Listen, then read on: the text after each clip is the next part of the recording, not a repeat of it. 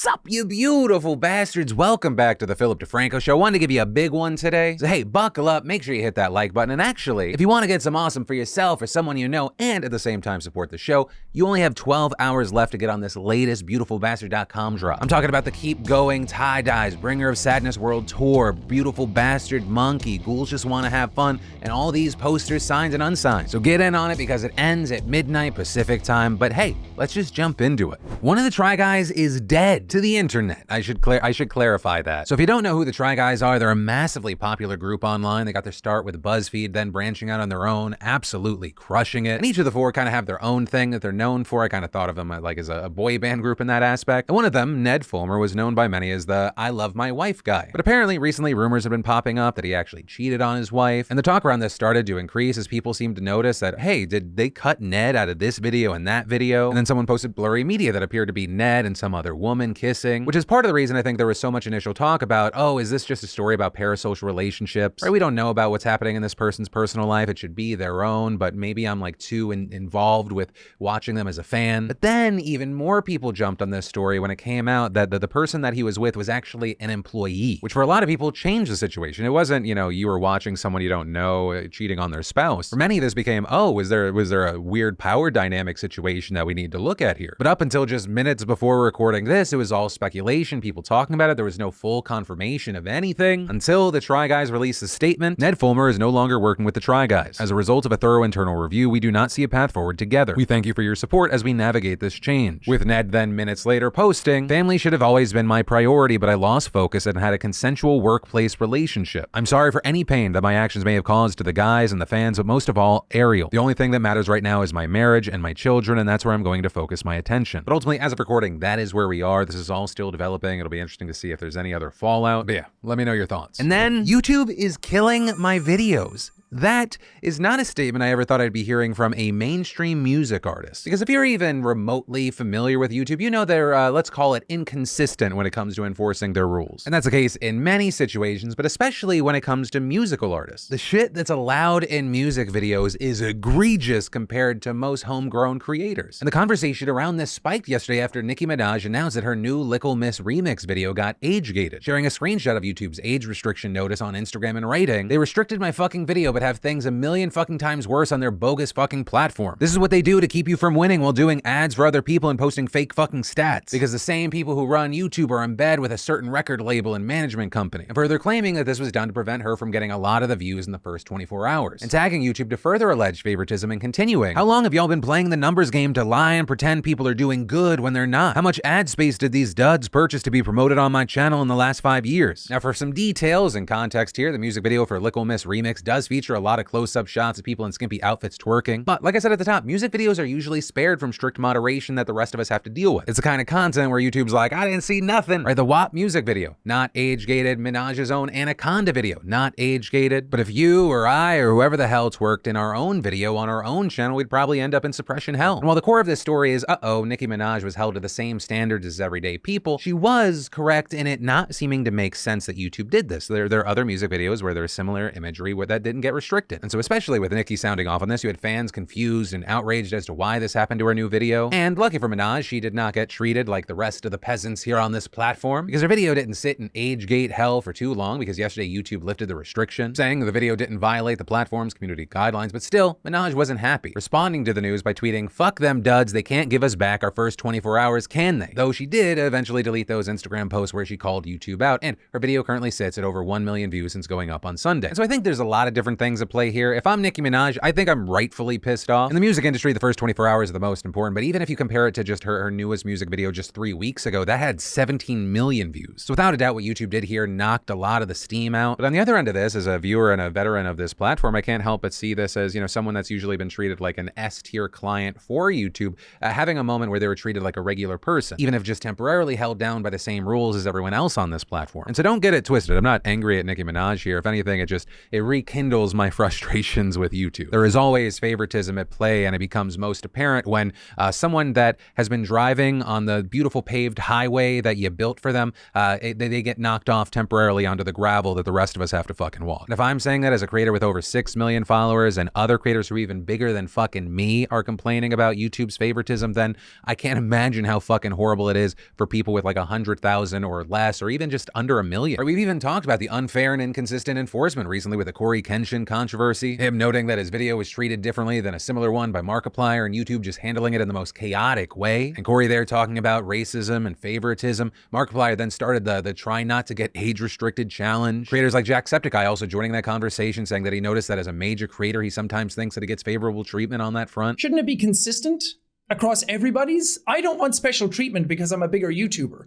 I don't want special treatment because I've been on the platform for a while, or maybe my content has been a bit more palatable to a lot of people. But it is what it is, I suppose, and I think that's also part of the reason why you're seeing people embrace some of their competitors. And then Uber and the drug trade, apparently like peanut butter jelly. Right, it's a big move for the company that started out by transporting people, then expanding to food, and for the past couple of years has become a general courier service with Uber Connect, a part of the platform that allows drivers to pick up packages from customers and then deliver them to a chosen destination. We actually use this all the time to get samples of our shirts for Beautiful Bastard. But I mean, pretty much whatever you need moved from point A to point B, they got it. A butt plug from Magnus Carlsen, a secret document from Mar-a-Lago, that waffle machine I can't seem to get rid of. Whatever it is, Uber has got you covered. And while it began during the pandemic as a way to send care packages to people without leaving their home, some drivers have noticed some suspicious looking orders. We're talking bags of white stuff, probably just out of season snow, cigar boxes wrapped tightly in duct tape, a bottle of pills labeled as prescription amphetamine. And if you're driving and you get this package, you might think, oh God, are there illegal narcotics inside? But you're not allowed to open it and check. And so these drivers are left with options that are really outside of their pay range. You could just deliver it anyway, but that makes you complicit in illegal activity. Plus, who knows what happens if you get pulled over by a cop with it in your car. You could also cancel the trip, and many drivers are worried about doing that because they fear Uber will penalize them, though the company denies that that would happen. Or finally, you could take it to the police, like one driver in Tampa did after holding their package up to the light and seeing 2 white crystal-like rocks inside a clear plastic bag. But the cops saying they have not been able to identify the substance and are awaiting further testing. But if you go that route, you could be putting yourself in real physical danger, as this anonymous driver explained to NBC. There was one package that was from an area of the city that's known to have drug dealers, and this person actually took pictures of my car and my license plate. It was implied that there would be an issue if the package didn't arrive. And I mean, that fear only intensifies with the knowledge that the customer can track your movements on the app. So if you take a detour into the police station, they know. And so these poor Uber drivers are gonna get punished by either their conscience, the police, Uber, or an angry drug dealer, which is also why this is likely an underreported problem. But NBC talked to several people in the US and Australia who are worried that they're being used as unwitting drug mules. And it's not like Uber is not aware. Uber itself said that it received 6 information requests from law enforcement related to suspected drugs in Uber Connect since 2021. But saying in its defense, when we receive this type of report, our global safety team investigates and may take actions ranging from deactivating the relevant account to reporting the issue to law enforcement. But some drivers say that's not enough. They want preventative reforms to keep them safe while they're on the job. Moves that maybe I'm a cynic, I don't think they're gonna do. Things like, for example, doing background checks on customers, removing penalties for canceling trips, and limiting Uber Connect to just businesses instead of individuals. And then I think most of us, no matter what's going on in the world, could stand to save more and spend less. Also, Lindsay, I'm speaking to everyone, not just you right now. And if this sounds like you as well, then you should check out today's fantastic sponsor, Rocket Money. Rocket Money is an all-in-one personal finance platform that helps you manage subscriptions, lower bills, monitor your credit score, and build your savings all in one place. With their smart savings account, you can choose the amount and frequency, and Rocket Money will automatically deposit savings into smart savings accounts that you can withdraw from any time. Also, another fantastic feature is their credit score monitoring, which alerts you to important events that impact your score while offering insights on improving it. And my personal favorite thing, Rocket Money canceling unwanted subscriptions. They safely and securely identify recurring charges and cancel unwanted subscriptions with just one tap. No need to go through any customer service run around. I get exhausted and angry just thinking about it. They do the work for you. Rocket Money gives you a clear picture of your net worth, including your cash, debts, investments, crypto, retirement accounts, collectible items, whatever. And it shows you how it's trending over time. So to download Rocket Money for free, just head on over to rocketmoney.com/DeFranco or click click that link in the video description below. And then Hurricane Ian is set to really fuck things up right now, making landfall in Cuba this morning as a major Category 3 storm, and it's only going to get worse as it heads towards Florida. The storm has been battering western Cuba with sustained winds of 125 miles per hour, just 5 miles short of a Category 4 hurricane, with the National Hurricane Center warning of life-threatening storm surges, hurricane-force winds, flash floods, and mudslides expected in the region today. It's estimated that around 50,000 people have been evacuated as of this morning. Reportedly, flooding has damaged houses and tobacco crops in the region. There have been widespread power outages. And as these dangerous conditions continue in Cuba, Ian is expected to move into the Gulf of Mexico and pass west of the Florida Keys later today, and then becoming a Category 4 before the end of it. Though officials do predict that it will drop to a Category 3 before making landfall as a major hurricane in Florida, which it's expected to do tomorrow evening. The administrator of FEMA saying today that Ian is currently forecast to land somewhere between Fort Myers and Tampa, and adding that the storm is expected to slow down as it hits Florida, which just increases the potential devastation. But also, currently forecast is the key term here. That's just the forecast we had this morning, but this storm's exact path is still uncertain, and as Axios notes, slight changes in storm motion will have major consequences for the landfall location. And because of all this uncertainty, people all over Florida have been scrambling to prepare this storm. This is something I know fucking firsthand. To just vent for a second, I provided every fucking solution to my 2 sets of parents that are in Florida right now, and partly because of the uncertainty, but also just due to a level of inaction that is just confusing to me. The number of potential safe options go down by the hour. And that's a situation for people with resources like myself. Like, this level of uncertainty that we're seeing right now has left people scrambling all over Florida. And so now as we get closer to landfall, we have schools closing down, airports suspending operations, Governor Ron DeSantis activating the National Guard and taking steps to ensure power outages can be remedied, though with that warning that many should anticipate losing power. And there's also a lot of watches and warnings in place all over Florida and even in parts of Georgia and South Carolina. And understand, for many people, it's not like a maybe we should leave. Evacuation warnings have been implemented across many parts of Florida already, with officials saying that around 2.5 million people are currently under some kind of evacuation order. This including some mandatory evacuations largely in coastal and low-lying areas, as well as some of those evacuation orders extending to parts of Tampa, Florida's 3rd largest city. And I really cannot stress this enough. I'm someone that actually lived in Tampa for a decent chunk of my life. Tampa has not been hit by a major hurricane in over a century. We've had to deal with hurricanes hitting Florida, but not like this. A fact that just further emphasizes the unusual path this specific storm is taken. Well, unfortunately, I cannot hit on all the evacuation orders in place right now. I'm gonna link to resources in the description for tracking evacuation zones and statuses, as well as where those evacuating can locate shelters. Because hey, whenever there's a situation like this, I always hope, hey, maybe everything's overblown, and I love when that's the case. But when the prediction is accurate, it's fucking devastating, and there are very serious threats posed by this hurricane right now. According to the NHC, hurricane-force winds and tropical storm conditions, as well as heavy rainfall and flooding, are expected throughout much of the region. And considerable flooding is not only expected in central Florida, but also predicted to extend into southern Georgia and coastal South Carolina. But easily, one of the biggest threats this hurricane poses is storm surge flooding at the coast, with the NHC warning that, quote, life-threatening storm surge looks increasingly likely along much of the Florida west coast, with the highest risk from Fort Myers to the Tampa Bay region. And beyond the immediate importance of people talking about this now, moving forward, it's important to know that, experts have pointed out that these insanely dangerous threats of storm surge and catastrophic flooding have been drastically exacerbated by climate change, with the most basic example of that being sea level rise driven by climate change, making surges and flooding more likely and more extreme. Just to use one example, you have St. Petersburg, where sea levels have risen by nearly 9 inches since 1947. We're talking an actual 9 inches, not a Tinder I'm 9 inches. And that's just one thing. We're seeing the impact of climate change in real time with this storm. In addition to climate change being linked to an increase in rainfall from tropical storms and hurricanes, Ian has reportedly been rapidly intensifying over extremely warm sea surface temperatures in the Caribbean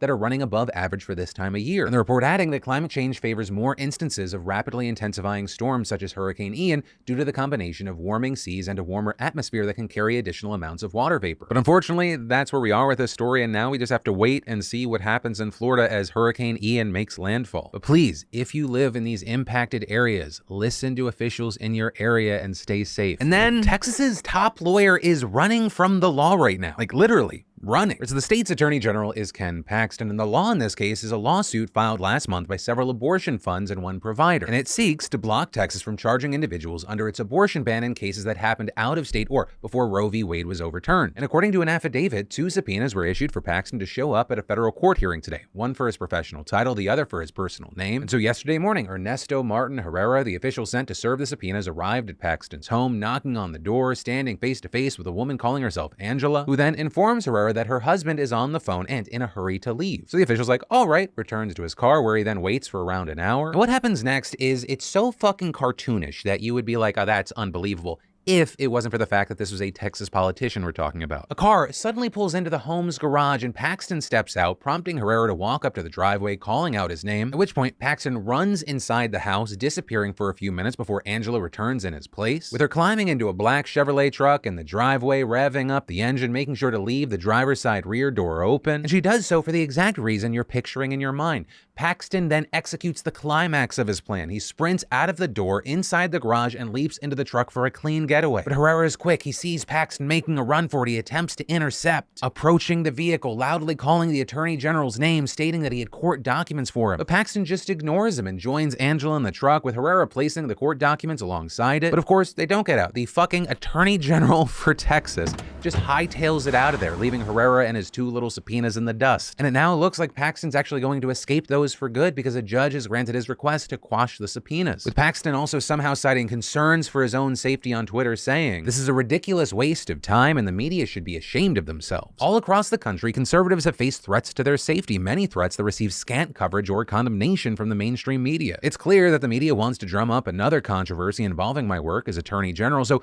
they're attacking me for having the audacity to avoid a stranger lingering outside my home and showing concern about the safety and well-being of my family. And that it was the end of that quote full of lies and bullshittery. And I just love that this sniveling fucking coward had the audacity to put out a statement today saying, "Given that this suspicious and erratic man charged me on my private property, he is lucky this situation did not escalate further or necessitate force." You ran like a little bitch from Papers. The fact remains that you are a coward and a liar. The only question in the air is which one more than the other. And then women, life, freedom. That's the growing rallying cry being shouted right now by Iranian protesters as they take to the streets for nearly the second straight week in defiance of the government. These largely women-led protests triggered by the September 13th death of 22-year-old Mahsa Amini while in custody of the so-called morality police. The government claims that she died due to unknown health issues. Bullshit. With it instead being widely reported that her severe beating while in custody led to her death. And one of the most disgusting parts of this is that the reason she was in custody at all, her crime, what was it?